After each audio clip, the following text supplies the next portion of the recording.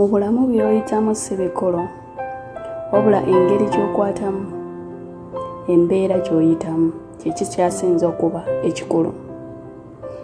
Bw'onaabeera nga oli mulwadde, ng'olina obulwadde obukumaazeeko ebbanga eddene, n'osalawo ogende ng'obuulira buli muntu,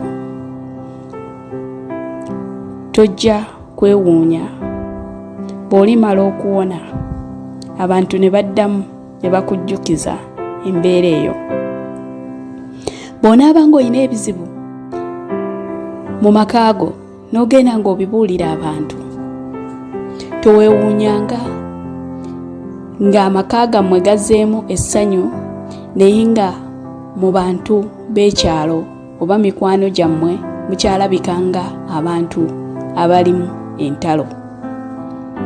Ne bw'onaakola otya okukyusa endowooza y'abantu, tesobola kukyuka kubanga engeri gye wakwatamu bye mwali muyitamu oba bye wali oyitamu teyali nnungi.